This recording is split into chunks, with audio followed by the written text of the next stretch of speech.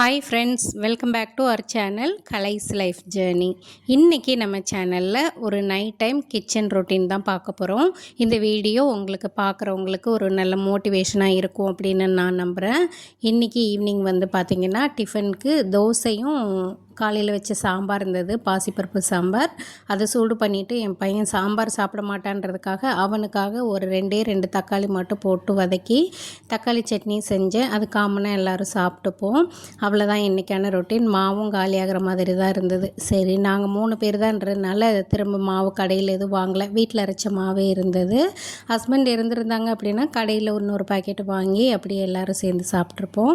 அவங்களுக்கு ஷிஃப்ட் வேறுன்றதுனால நாங்கள் 3 பேர் தான். ஸோ வந்து இந்த உப்பு வந்து பார்த்திங்கன்னா ரொம்ப நாளாக வந்து இந்த உப்பு ஜாடியை கழுவிட்டு உப்பெல்லாம் வந்து கொட்டி வைக்கலான்னு இருந்தேன். அதுக்கான நேரம் இப்போ தான் வந்திருக்கோம் என்னவோ. அதெல்லாம் நல்லா ஆர்கனைஸ் பண்ணிவிட்டு அதுக்கப்புறமா வந்து நைட்டுக்கு இன்னும் டைம் இருந்தது. இது ஈவினிங் ஒரு 6:45 இருக்கும். அப்போ போல் எடுத்து எல்லாம் ரெடி பண்ணிகிட்ருக்கேன். இந்த குழந்தைங்கள்லாம் வந்து பார்த்திங்கன்னா சாப்பிட கூப்பிட்டோம் அப்படின்னா, நம்மளாம் கூப்பிட்டு சாப்பிட்டாங்க அப்படின்னா ஒரு தோசை 1.5 தோசை கூட உள்ளே இறங்காது. இதுவே அவங்களுக்கா பசி எடுத்து சாப்பிட உட்காந்தாங்க அப்படின்னா நல்லா சுட்டு கொடுத்துட்டே இருக்கணும். நமக்கே வந்து எப்படா முடிப்பாங்கன்ற மாதிரி ஆயிரும். நல்லா வயிறார சாப்பிடுவாங்க. அதனால் என்ன பண்ணுவேன், அவங்களா பசிக்கிட்டோன்னு சொல்லட்டும் அப்படின்னு சொல்லிவிட்டு நான் வெயிட் பண்ணிகிட்ருக்கேன். எல்லாமே வந்து அரேஞ்ச் பண்ணிவிட்டு தான் நான் வந்து வெயிட் பண்ணுவேன். அவங்க பசிக்குதுன்னு சொல்லும்போது போய் ரெடி பண்ண மாட்டேன். முன்னாடியே ரெடி பண்ணி வச்சுப்பேன். சட்னியோ சாம்பாரோ ரெடி பண்ணி வச்சுக்கிட்டேன் அப்படின்னா அவங்க வந்து கேட்கும்போது டக்குன்னு தோசை ஊற்றி கொடுத்துருவோம். இன்றைக்கி வந்து பார்த்திங்கன்னா இந்த பெருங்காயத்தூள் வந்து இதில் வந்து எனக்கு ஸ்டோர் பண்ணி வைக்கிறதுக்கு கன்வீனியண்ட்டாக இல்லை இந்த டப்பாவில். அதனால் இந்த கண்டெய்னர் ஒன்று சும்மா தான் இருந்தது. சரி, அதில் மாற்றிக்கலாம் அப்படின்னு சொல்லிட்டு மாற்றிட்டுருக்கேன். இந்த மாதிரி இருந்துச்சு அப்படின்னா டக்குன்னு நமக்கு வந்து யூஸ் பண்ணுறதுக்கு நல்ல கன்வீனியண்ட்டாக இருக்கும். அடுத்ததாக இந்த பெப்பர் அண்ட் சால்ட்டு இதுதான். இது வந்து இப்போ கொஞ்சம் நம்ம சேலட்லாம் நான் கொஞ்சம் அப்பப்போ எடுத்துக்கிறேன். அதனால் வந்து இதுலேயே நம்ம ரெடிமேடாக இந்த மாதிரி பண்ணி வச்சிட்டோம் அப்படின்னா டக்குன்னு நமக்கு யூசர் ஃப்ரெண்ட்லியாக இருக்கும் எடுத்து யூஸ் பண்ணுறதுக்கு. ஒவ்வொரு தடையும் ஜாடியில் கையை விட்டு உப்பை எடுத்துகிட்டு இருக்க தேவையில்லை. அதனால் அதுலேயும் கொஞ்சம் ஸ்டோர் பண்ணி வச்சுக்கிட்டேன். இந்த ட்ரேயில் வந்து பார்த்திங்கன்னா கல்லுப்பு, தூள் உப்பு, பெப்பர் தூள், பெருங்காயத்தூள், அப்புறம் வந்து சால்ட்டு, அப்புறம் நெய்க்காக அந்த ஸ்டீல் டப்பா வச்சுருக்கேன். நெய்யை வந்து அதில் போட்டு நான் மெல்ட் பண்ணிவிட்டு அப்புறம் தோசை ஊற்றுற நேரத்தில் டக்குன்னு கன்வீனியண்ட்டாக இருக்கும். இது ஸ்டீலில் நம்ம யூஸ் பண்ணோம் அப்படின்னா நம்ம பெரிய கண்டெய்னரில் ஸ்டாக் பண்ணி வச்சுருப்போம் இல்லையா, பெரிய பாத்திரம், அதிலேருந்து இதில் வந்து ட்ரான்ஸ்ஃபர் பண்ணிவிட்டு அதை அப்படியே தோசைக்கல் மேலே வச்சோம் அப்படின்னா நல்லா மெல்ட் ஆகிடும். அப்புறம் நமக்கு யூஸ் பண்ணுறதுக்கு ஈஸியாக இருக்கும்.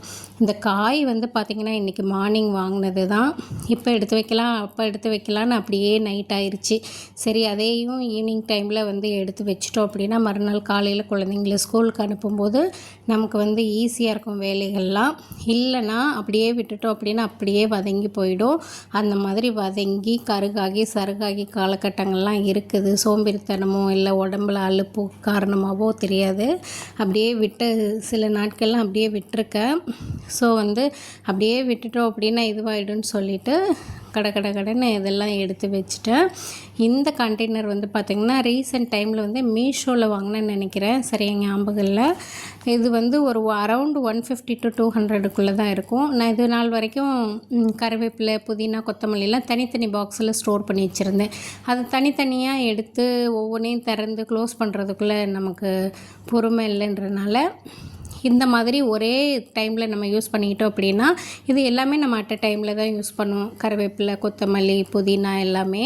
இப்போ பிரியாணி செய்கிறேன்னா கொத்தமல்லி, கருவேப்பிலை, பச்சை மிளகாய் 3மே எடுப்போம். அப்போ அட் அ டைமில் வந்து நம்ம இந்த ஒரே பாக்ஸை எடுத்து நம்ம டக்குன்னு யூஸ் பண்ணுறதுக்கு ஈஸியாக இருக்கும். பச்சை மிளகாயை வந்து எப்போவுமே இந்த காம்புகளை எடுத்துட்டு நம்ம ஸ்டோர் பண்ணி வச்சோம் அப்படின்னா சீக்கிரம் பழுக்காது, கெட்டு போகாதுன்னு, அழுகாதுன்னு சொல்லுவாங்க. ஸோ வந்து அந்த காம்புகளை நீக்கிட்டு நான் அழகாக வந்து இந்த மாதிரி ஸ்டோர் பண்ணி வச்சுக்கிட்டேன்.